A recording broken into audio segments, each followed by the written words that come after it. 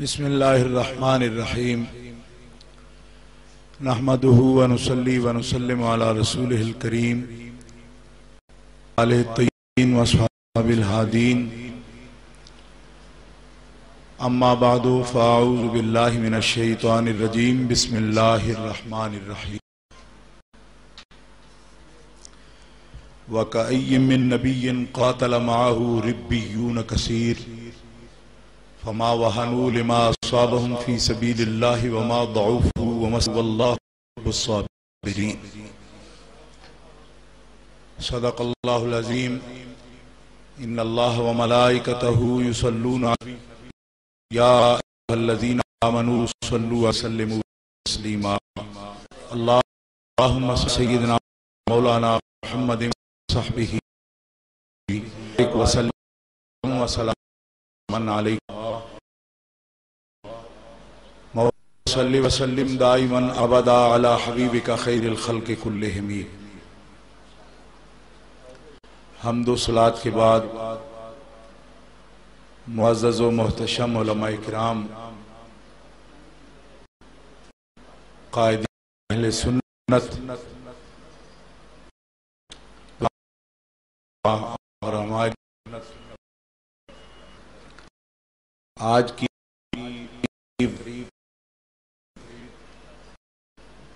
मुफक्किर इस्लाम उस्ताजुल उलमा हज़रत अल्लामा मौलाना डॉक्टर मोहम्मद सरफराज नईमी साहब शहीद नव्वरल्लाहु मरक़दहू की याद में मुनाकिद है। और अभी आपके सामने मुनाज़िर आज़म हज़रत अल्लामा अब्दुल तवाब साहब सिद्दीकी दामत बरकातुहुल आलिया उनके बारे में अपने जज्बात और ख्यालात बयान फरमा रहे थे। और बहुत ही मुख्तसर वक्त में मैं चंद बातें आपसे अर्ज करूंगा, क्योंकि मेरे उस्ताद मोहतरम कायदे मिल्लत इस्लामिया अल्लामा डॉक्टर मुफ्ती प्रोफेसर मुनीबुर रहमान साहब दामत बरकातुहुल आलिया आपके सामने मौजूदा हालात के तनाजुर में आले सुन्नत व जमात के लिए कोई मौसर लाए अमल भी बयान फरमाएंगे। और आज इस पुरफितन दौर में हमारे लिए कोई राह अमल भी मुतय्यन फरमाएंगे। यहाँ इस ताज़ियती प्रोग्राम में जहाँ जय्यद उलमाए किराम तशरीफ फरमाए हैं, वहाँ डॉक्टर सरफराज अहमद साहब नईमी शहीद रहमतुल्लाह अलैह के फर्जंदे गिरामी और उनके जानशीन हज़रत अल्लामा मौलाना साहबजादा मोहम्मद रागिब नईमी साहब बल्लगहुल्लाहु ताला इला ज़ुरवतिल कमाल वो भी तशरीफ फरमा हैं। और बजा तौर पर उनकी तशरीफ आवरी यहाँ ज़रूरी थी कि उनके वालिद गिरामी के बारे में उनसे सब शुरका इज़हार ताज़ियत कर सकें। और डॉक्टर नईमी शहीद रहमतुल्लाह ताला अलैह के मिशन को आगे बढ़ाने के लिए उनकी मौजूदगी में उलमाए किराम कोई आहद करें और कोई ऐसा ऐलान करें कि इंशाअल्लाह उनका मिशन जारी और सारी रहेगा और उलमा पूरे आज़म के साथ उस राह अजीमत को तारीक नहीं होने देंगे जिसे डॉक्टर सरफराज नईमी मरहूम ने अपने खून से मुनव्वर और रोशन किया है। गिरामी कदर सामीईन हाज़रीन उलमाए किराम, आज के जो हालात जिन हालात में डॉक्टर साहब की शहादत हुई है, इन हालात के पैदा करने में ऐसी अबतरी अनारकी, मुल्क में फितना और फसाद, गुज़श्ता 60 साल से पाकिस्तान की तारीख पर अगर आप नजर रखें तो इस मुल्क की सवाद आजम अहले सुन्नत व जमात का कभी भी कोई मनफी किरदार दीनी एतबार से, सियासी एतबार से इस मुल्क में नहीं रहा। हमारे उलमा व मशाइख ने हमेशा मुस्बत अक़दार की तरवीज की और पाकिस्तान की सालवियत के लिए, दीन इस्लाम की अजमत के लिए उस तरीके को, तरीके दावत को और तरीके तबलीग को इख्तियार किया जो इस्लाम के अव्वलीन नुमाइंदे इस मुल्क में जब तशरीफ लाए। मेरी मुराद हुजूर दाता गंज बख्श अली उजवैरी रहमतुल्लाह अलैह से, हजरत गरीब नवाज सुल्तानुल हिंद से, हुजूर मुजद्दिद अल-फिसानी से रहमतुल्लाह अलैहिम, इन हस्तियों ने जिस तरीके दावत और तरीके अमल को पसंद किया, अहले सुन्नत व जमात ने इन्हीं की कायम करदा उन उसलूब को और उन निशानात को हमेशा अपनाए रखा और मनफी सरगर्मियों में कभी अहले सुन्नत मिन हैसुल जमात मुलव्वस नहीं पाए गए। हमेशा मुस्बत अक़दार की तवीज़ व इशाअत में अहले सुन्नत ने काम किया है। आज मुल्क जिन मुश्किल हालात से गुजर रहा है, हमें इस बात का जायजा लेना जरूरी है कि ये हालात पैदा करने में और मुल्क को फितना और फसाद के जहन्नुम के किनारे पर पहुंचाने में वो लोग जो आज जद पर हैं और समझते हैं कि उनके खिलाफ ऑपरेशन हो रहा है, मैं ये कहता हूं कि ये हालात पैदा करने में वो लोग खुद जिम्मेदार हैं। उन्होंने सबसे बड़ा जुल्म ये किया कि मौजूदा वक्त में दीन इस्लाम की वो तारीफ की और इस गलत अंदाज से दीन को पेश किया कि न सिर्फ उनके मजमूम मकासिद खतरनाक थे, बल्कि जो दीन की तारीफ और इंटरप्रिटेशन उन्होंने की है, पूरी दुनिया में इस्लाम को उन्होंने बदनाम किया है। मैं ये समझता हूं कि आने वाले दौर में सदियां लगेंगी, फिर कहीं जाकर ये गलत असरात तारीख इस्लाम के चेहरे से धोए जा सकेंगे।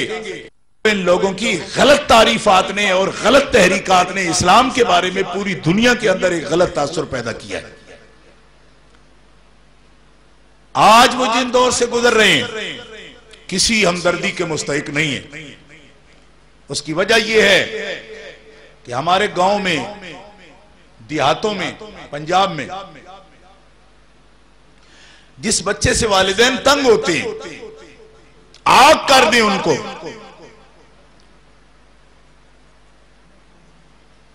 और आग करने के बाद उसकी कोई हरकतें हों, थाने पकड़ा जाए, कहीं लॉकअप में बंद हो जाए, तो समझदार वालिदैन के लिए वो वक्त इम्तिहान का वक्त होता है। जिनकी बड़ी मोहब्बत होती है वो चले जाते हैं, ये बुरा है जी, हमारी औलाद है, जमानत कर दें। आग कर दिया था फिर भी इसकी जमानत करें। लेकिन साहिब अजीमत लोग ये समझते हैं कि जिसने जो किया है वो भरे। क्यों? कि उसकी जिंदगी में कोई मोड़ ऐसा आना चाहिए कि उसको समझ भी आए कि मुझे दुरुस्त समझ पे चलना चाहिए। दीन इस्लाम को गलत रंग में पेश करके, इस्तेमाल करके, पूरी दुनिया में उसे बदनाम करके, ऐसे वक्त में जब उनको ये पूछा जाए कि दलील लाओ, कोई भी नुक्ते नजर जो कायम करते हो और बुनियाद तुम उसकी दीन पर कायम करते हो, तो दीन के उसूल में से कोई चीज तुम सामने पेश करो, तो कहते हैं हम इसके पाबंद नहीं हैं। जो कुछ दीन हमने समझा है वो किसी को समझ ही नहीं आया। हम किसी इमाम को नहीं मानते, हम किसी मुक्तदा को नहीं मानते, हम दीन की तशरीह तौज़ीह वही करेंगे जो हम करते हैं खुद। तो मैंने कहा जब दीन तुम्हें ही समझ आया और तुम खुद ही उसके ठेकेदार हो, ना कोई इमाम है, ना कोई मुक्तदा है, ना कोई पेशवा है, ना कोई रहबर है, ना कोई उलुल अमर है, फिर इसके नतीजे में जो कुछ तुम्हें पेश आने वाला है खुद भुगतोगे। उस वक्त दीन का केस बनाकर उन लोगों को जो घरों में बैठे हैं किस लिए अपने हामी बनाना चाहते हो? और उन लीडरों को भी शर्म आनी चाहिए कि जो उन बदमाशों के लिए फिर रहा है हम वार करेंगे, इन पे जुल्म हो रहा है। मैंने कहा बदमाशों पे कौन सा जुल्म, जिन्होंने पूरा मुल्क नहीं बल्कि पूरी मिल्लत को दांव पर लगा दिया। उनको सबक हासिल, उनको सबक देना चाहिए और उनको उनके किए की और माली खौलिया की सजा होनी चाहिए। हमारा सिर्फ यही मुतालबा है कि जिसने फितना और फसाद बर्पा किया हो उससे कोई रियायत नहीं की जानी चाहिए। गिरामी कदर हजरात, देखिए ये काम जो उन्होंने किया ये हम भी कर सकते थे। लोग थे हमारे पास भी तो कह लिया तालिब इल्म होते, तालिब इल्म हमारे मदारस भरे पड़े हैं। उस दौर में जब ये काम इब्तदान चला था, इन लोगों को मुजाहिद बनाया गया, तो गुजरांवाला शहर में एक कन्वेंशन हुआ जिसमें कायदे अहले सुन्नत अल्लामा शाह अहमद नूरानी सिद्दीकी रहमतुल्लाह अलैह और मुजाहिद मिल्लत अल्लामा अब्दुस्तार खान न्याजी रहमतुल्लाह अलैह दोनों बुजुर्ग मौजूद थे। और मैं उस वक्त दारुल उलूम में छठे साल में पढ़ता था। तो उस कन्वेंशन में मैंने इन दोनों बुजुर्गों से कहा कि आपकी पॉलिसियां बड़ी सुस्त हैं, आप कुछ करते नहीं, हमें मैदान में आना चाहिए, हमें भी असला लेना चाहिए, ट्रेनिंग लेनी चाहिए, जिहाद में कहीं ना कहीं हमें भी हिस्सा डालना चाहिए। तो लाहौर के अक्सर हजरात जानते हैं कि जो मैं थोड़ा सा मौक़िफ़ को पेश करता हूं कभी तल्ख हो जाती है बात।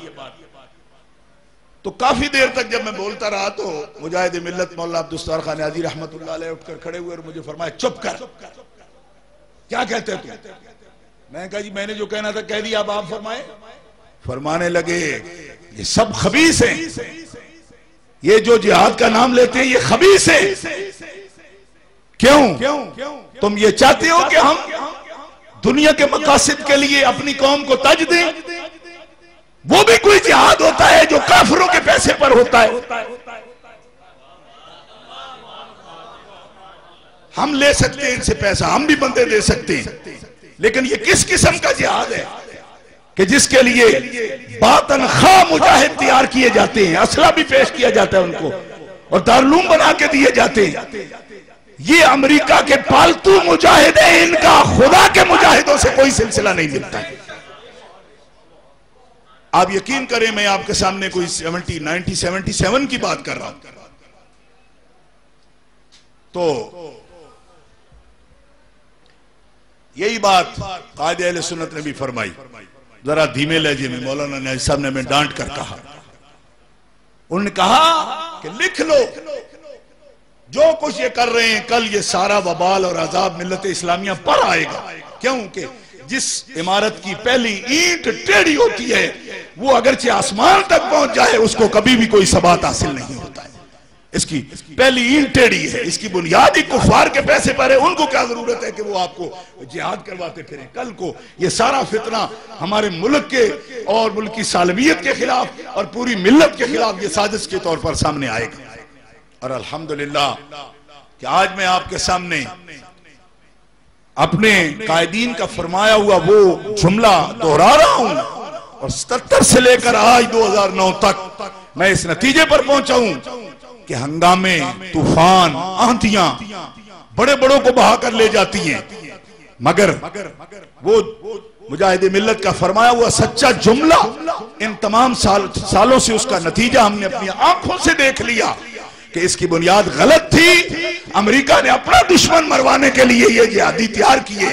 और आज जब अमेरिका लोगों से सवाल करता फिरता है कि ये बड़े दहशतगर्द हैं, इनके पास असला है, तो बरतानिया में मैंने एक आदमी से ये कहा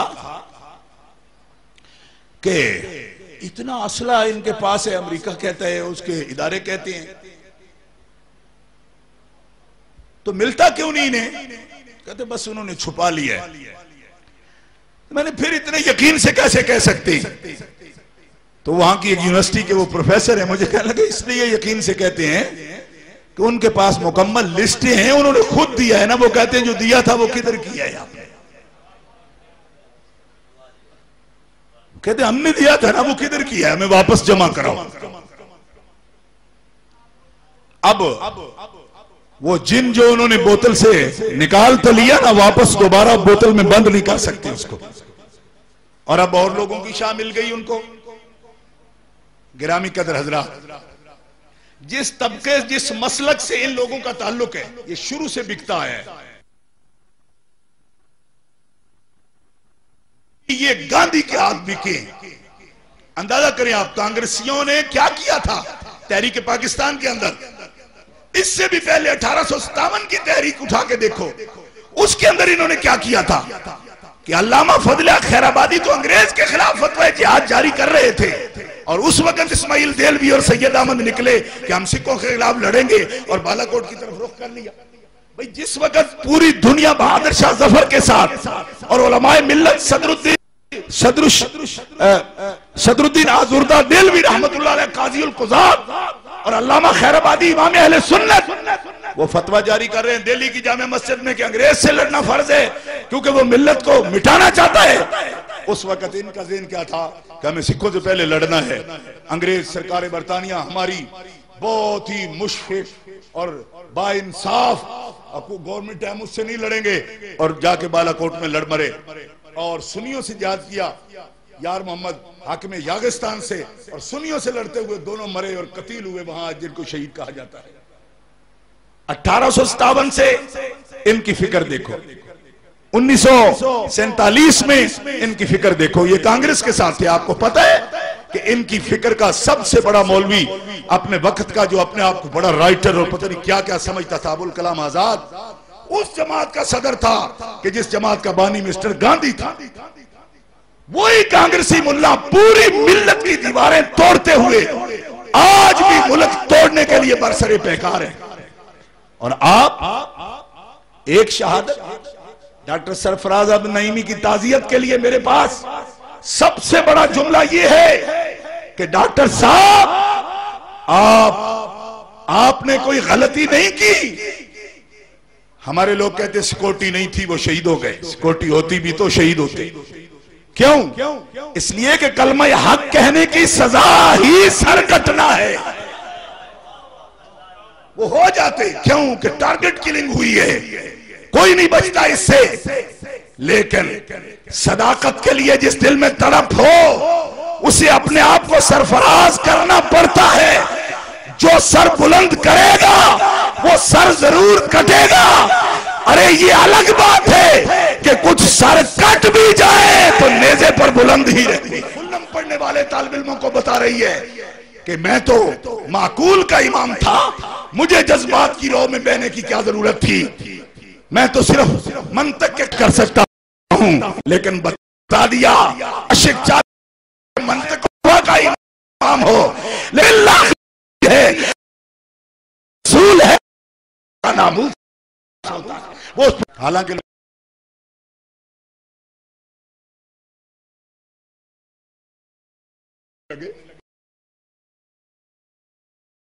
हरफ रसूल से बड़ी सलाहियत मोहब्बत रसूल है। और जब इखलास कामिल आ जाता है तो फिर मर मिटने का जज्बा हर मुजाहिद के दिल में पैदा हो जाता है। डॉक्टर सरफराज नईमी भी ऐसे थे, उनको कहा जाता था, मुझे कहा जाता है, कितने लोगों ने कहा कि यहां से तो वीजे लेकर लोग भागने की कोशिश कर रहे हैं और तुम्हारे पास है, तुम वापस क्यों आ रहे हैं। इन दिनों एहतियात इसी में। तो मैं कोई ताल्ली के लिए बात नहीं कहता, कसम उठाकर कहता हूं कि अगर आप लोगों को तकलीफ हो, आप पर हमले हों, उलमाए अहले सुन्नत शहीद हों, तो मैं ये समझता हूं कि हमारे लिए दुनिया में रह ही क्या गया जिसके लिए अपनी जिंदगी बचाएं हम। आप ना हो तो हम रहेंगे तो क्या करेंगे, करेंगे क्या, जिएंगे कैसे अपने दोस्तों के बगैर। अरे आपके बगैर रब्बे काबा की कसम है, हमें तो जन्नत जाना गवारा नहीं है। वही जन्नत जाना चाहिए हो रही है।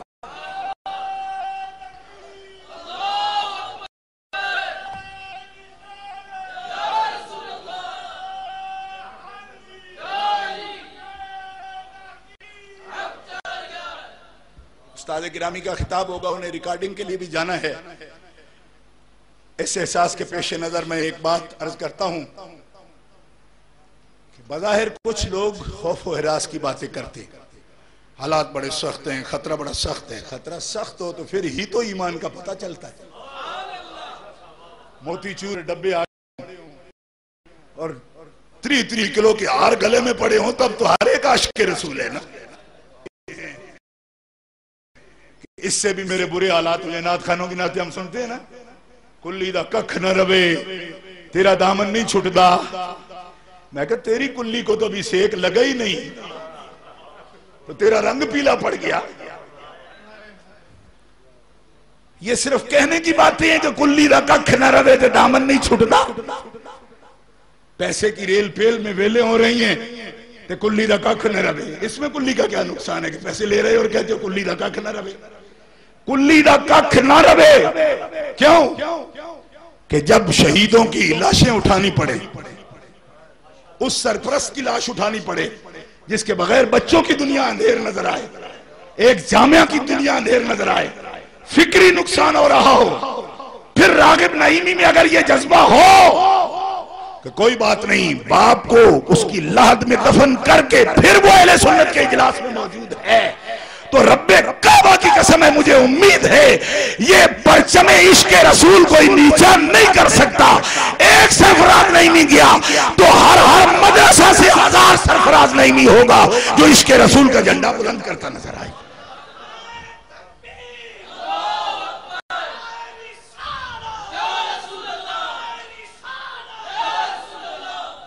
और इस दौर में जामिया शमसिया में हमारे अजीज मोहतरम साहबजादा हाफिज यासिर शमस साहब ने इतनी अजीम शान तकरीब मुनक्किद करके, जिसमें के नुमाइंदा इज्तिमा है, मैं समझता हूं 100 से ज्यादा बाकायदा उलमाए किराम और इम्मा खुतबा इस मजलिस में मौजूद हैं, तो ये पूरे शहर का इज्तिमा है। उन्होंने ये साबित कर दिया कि हम घबराए नहीं। अल्लाह का फजल है, वो ऐलान कर रहे हैं अहले सितम के हल्का बगोशों में हम नहीं, सद शुक्र उन जमीर फरोशों में हम नहीं। हाँ, कोई घबराहट नहीं। सुनियो, मैं तुम्हें आपको कई सालों से ये कह रहा हूं कि मौत से उनको डरना चाहिए जो समझते हैं कि मौत अदम का नाम है। हमारे तो मुनाजरे होते हैं 6-6 घंटे के कि हम नहीं मरेंगे, और जिनके हम हैं वो भी नहीं मरे, तो फिर हम अगर मौत से डरते हैं तो हमारा रवैया हमारे अकीदे के मुताबिक नहीं है। जब हमारा ये यकीन है ना नबी मरे हैं ना वली मरे हैं, वो मुंतकिल होते हैं, तो फिर डरे हम, सर नीचा करें। लोग बड़ी बड़ी दस्तारें रख के ऊंचा करते हैं ना, तो इस जमाने में सोचते हैं थोड़ी दाढ़ी छोटी कर ले, थोड़ी दस्तार नीची कर ले। मैंने कहा जब सरों पे बन जाए फिर सर ऊंचा करके चलने में मजा है। सर झुकाने का वक्त नहीं। नादा गिर गए सजदे में जब वक्त क़याम आया। यही तो वक्त है सर उठा के चलने का। क्यों? इसलिए कि चूरी खाने वाले मजनू तो लाखों होते हैं, जब जान पे बन जाए फिर जो मैदान में उतरेगा वही मोहम्मद अरबी का सच्चा आशिक और सच्चा गुलाम। गिरामी कदर हजरात, आखिरी रात है, सर न झुकाना लोगो, हुस्ने इदराक की शमे न बुझाना लोगो, अकीदे हक की शमा आपके दिलों में जल रही है और इस वक्त क़याम की जरूरत है। रुकू में भी नहीं जाना, ये रुकू का वक्त नहीं, इन्हिना का वक्त नहीं, अभी इस्तेला का वक्त है। और अहले सुन्ना वल जमा उस दौर में अंग्रेज की ताकत के सामने भी जिन्होंने सर उठा के जीना सिखाया था वो हमारे ही इमाम थे। सैयद कैफयत अली काफी मुरादाबादी जब मुरादाबाद सेंट्रल जेल के सामने, ये उसी मुरादाबाद की ही एक कड़ी है सरफराज नईमी भी, सैयद कैफयत अली को जब मुरादाबाद सेंट्रल जेल के सामने तख्तेदार पर लटकाया गया तो चेहरे पर नकाब डालने की कोशिश की गई। फरमाया चेहरा नंगा रहने दो, मुझे मदीने वाले से बात करने दो। तख्तेदार पे खड़े होकर उन्होंने कहा था कोई गुल बाकी रहेगा, नए चमन रह जाएगा, पर मेरे तालिब इल्मों एक रसूलुल्लाह का दीने हसन रह जाएगा। सब फना हो जाएंगे काफी, लेकिन हश्र तक नाम अहमद का जबानों पर असर रह जाएगा। उनका पैगाम आज भी हमारे कानों में गूंज रहा है और मैं उनको कहता हूं जालिमों बस न करो, तुम्हारे तरकश में जितने तीर हो चलाओ, तुम्हारे तीर खत्म हो जाएंगे। आशिकाने मुस्तफा एक से बढ़कर एक अपना सीना पेश करता चला जाएगा। व आखिर दावा यानी